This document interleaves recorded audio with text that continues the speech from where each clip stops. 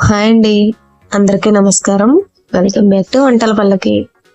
ఈరోజు వీడియోలో పెసరట్టుని హోటల్లో వచ్చే టేస్ట్ లాగా ఇంట్లో రావాలంటే ఏ విధంగా చేయాలో చేసి చూపిస్తాను. ఈ పెసరట్టుని కొబ్బరి చట్నీతో కానీ, అల్లం చట్నీతో కానీ, కారపొడితో కానీ ఎలా తీసుకున్నా చాలా టేస్టీగా ఉంటుందండి. ఒకసారి మీరు కూడా నేను చెప్పిన విధంగా పెసరట్టుని ఇంట్లో ట్రై చేసి చూడండి. దీనికోసం ఒక గ్లాస్ పెసలు తీసుకున్నానండి. అందులోనే 2 స్పూన్లు బియ్యం కూడా వేసుకుని ఒకసారి కడిగి రాత్రంతా నానబెట్టుకోవాలి. ఇప్పుడు ఈ పెసల్ని శుభ్రంగా కడుక్కోవాలి. 1-2 సార్లు కడుక్కుని పై పొట్టుపోకుండా జాగ్రత్తగా కడుక్కోవాలి. పై పొట్టు అనేది అస్సలు పోనకూడదు. టేస్ట్ మొత్తం ఆ పొట్టులోనే ఉంటుందండి.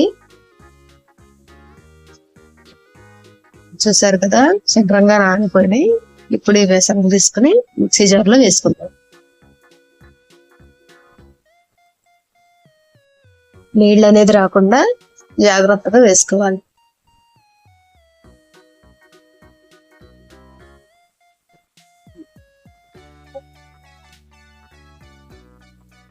ఇప్పుడు మొత్తం పెసలన్నీ వేసేసుకున్నాను.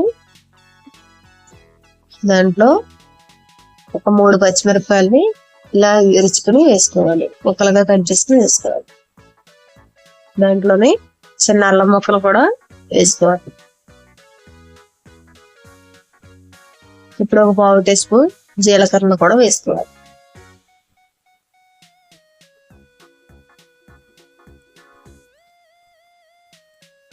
ఇవి మొత్తం మెత్తగా ఫైన్ పేస్ట్ లాగా ఆడుకోవాలండి. కొద్దిగా వాటర్ వేసుకుంటూ జాగ్రత్తగా ఆడుకోవాలి. మరి నీళ్ళు ఎక్కువ అవ్వకూడదు, అలాగని తక్కువ అవ్వకూడదు. మనకి గరిటె జారు విధంగా పిండి అనేది ఉండాలి. ఇప్పుడు ఈ పిండిలో కొంచెం రుచికి సరిపడా సాల్ట్ వేసుకుంటున్నాను.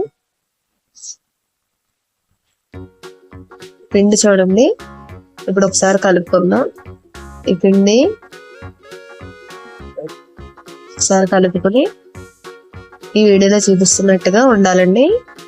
మరి పలుచగా ఉండకూడదు. చూసారు కదా, ఆ విధంగా ఉండాలి. ఇప్పుడు పెనం బాగా వేడి చేసుకోవాలి. మీడియం ఫ్లేమ్ మీద వేడి చేసుకుని పెనాన్ని బాగా వేడెక్కనివ్వకూడదు, సమానంగా ఉండాలి. ఇప్పుడు ఉల్లిపాయని చిన్న ముక్కలుగా కట్ చేసి పక్కన ఉంచుకోవాలి. ఈ వేడెక్కిన పెనం మీద ఒక గరిటె పిండి వేసుకుందాం. ఇది ఎంత వీలైతే అంత పలుచగా పట్టుని తయారు చేసుకోవాలి.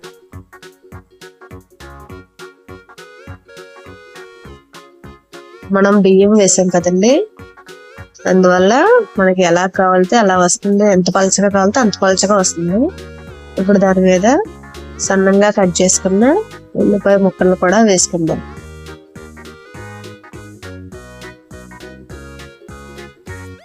పెసరట్లో ఉల్లిపాయ ముక్కలు చాలా టేస్ట్గా ఉంటాయండి. ఎక్కువ కావాలంటే ఎక్కువ వేసుకోవచ్చు. ఇష్టం లేని వాళ్ళు ప్లెయిన్ గా కూడా వేసుకోవచ్చు. ఇప్పుడు సన్నంగా కట్ చేసుకున్న పచ్చిమిరపకాయ ముక్కలను కూడా వేసుకోవాలి. అందులోనే సన్నంగా కట్ చేసుకున్న అల్లం ముక్కలు, కొంచెం జీలకర్ర కూడా పైన జరుపుకోవాలి.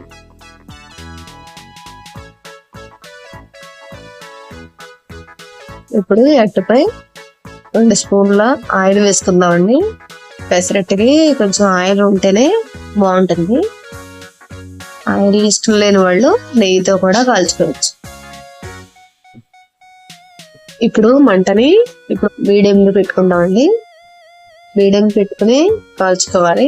మరి సిమ్ లో పెట్టకూడదు, అలాగనే హైలో కూడా పెట్టకూడదు. మీడియం ఫ్లేమ్ లో పెట్టుకోవాలి.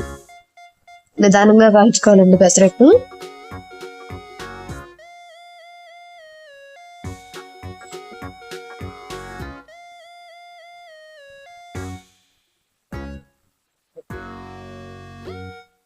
చూసారు కదా, ఇలా కాలిపోయింది. పెసరట్టు